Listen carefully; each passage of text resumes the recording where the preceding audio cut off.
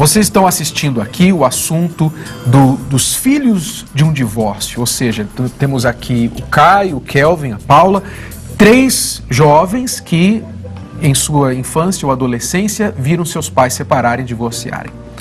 Muitos falam do divórcio sob somente os olhos, a visão do casal, mas hoje você está vendo o divórcio sob a visão dos filhos que passam vendo os seus pais fazendo isso. Agora, olhando os anos seguintes que vocês tiveram que enfrentar, ver os pais separados, vocês percebem no comportamento de vocês, na personalidade de vocês, vocês já perceberam assim alguma coisa que vocês acabaram se tornando, de certa forma, uma pessoa mais assim, uma personalidade mais assim, por causa do que vocês passaram na infância com os seus pais?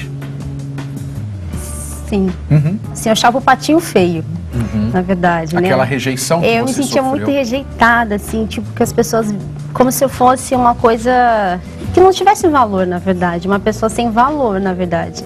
Até, né, chato falar isso, mas assim, é o que eu pensava. É como se as pessoas me olhassem, né, e não ligassem pra mim, assim, então... Quer dizer, é algo que até hoje você tem que lutar e se lembrar que aquela experiência não foi sua culpa, não foi seu erro, né? Mas aquilo ficou marcado em você por muitos anos. Sim. Só ressaltando a parte dela, o complexo de inferioridade, né? E isso é uma das coisas que me afetou bastante, assim, você ser sempre o anormal, assim, da turma. Sempre você tem que se omitir em conversas tipo de família, que envolvem família, pai, mãe, você meio que se omite. E você vira o patinho feio da sociedade, como ela disse. Mas o meu foi a rebeldia. O que afetou no meu caráter, enfim, na minha maneira de viver, foi me tornar um jovem rebelde, uma criança também rebelde. O que mais alterou assim, meu comportamento com a separação dos meus pais foi isso. Quer dizer, todos vocês presenciaram cenas fortes, né, de agressão, verbais, físicas, o pai de vocês que não era felizes. Algum de vocês chegou a sentir assim um alívio com a separação? Não, de forma alguma. Não, alívio não. Interessante, né? Porque todos os pais que divorciam falam, mas é melhor para os filhos, né? Não é bom que a gente separe, mas também não é bom que os filhos vejam isso todos os dias em casa. Mas veja só o erro com essa maneira de pensar. Preste bastante atenção. Você em casa que está pensando assim, exatamente dessa forma. Você está pensando assim, eu não quero separar, eu não quero isso para os meus filhos. Mas também não é bom que os nossos filhos vejam a gente brigando o tempo todo. Você só está considerando essas duas opções como se fossem as únicas opções no mundo, no universo, para você resolver o seu problema.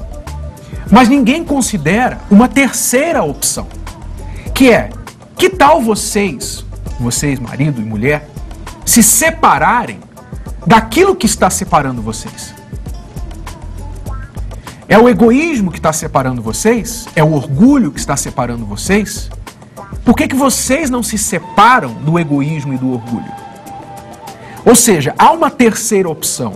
A opção de vocês mudarem a si mesmos, mudarem a maneira de ser, de impor um ao outro, para que então vocês possam resolver os problemas da relação.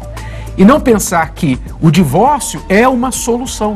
Nós sabemos que às vezes, realmente em casos de abuso, em casos de violência, agressão, a maneira mais, digamos assim, menos prejudicial é uma separação. Não somos cegos a respeito disso. Mas nós vemos muitos casais pensando que as únicas duas opções são viver brigando na frente dos filhos ou divorciar.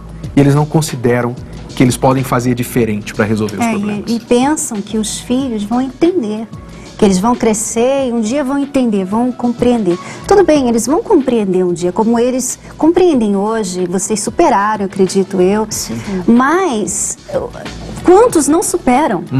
Né? Porque muitas pessoas crescem, elas começam aquele comportamento que viram em casa. E agora eles têm problemas no relacionamento também, mas isso vem da onde? Lá dos pais também. Exato, eu tive a experiência muito pessoal disso, porque meus pais se separaram quando eu também tinha a idade do Kelvin, 13 anos, e eu sei exatamente o que isso faz com um jovem, com um adolescente. Eu comecei a pensar em morrer, ter pensamentos suicidas na época, E não há como você tapar o sol com a peneira.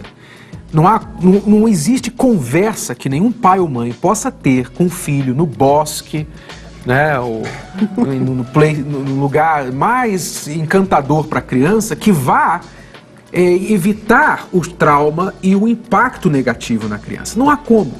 Isso vai impactar os seus filhos para a vida.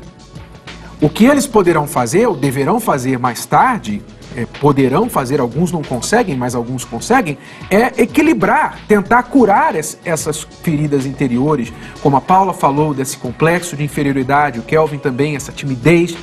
E tudo isso vai afetando a pessoa. Se ela não souber balancear, equilibrar isso, ela pode ser afetada na vida adulta, no próprio casamento e até os filhos daquela pessoa. E a bola de neve vai passando de geração em geração.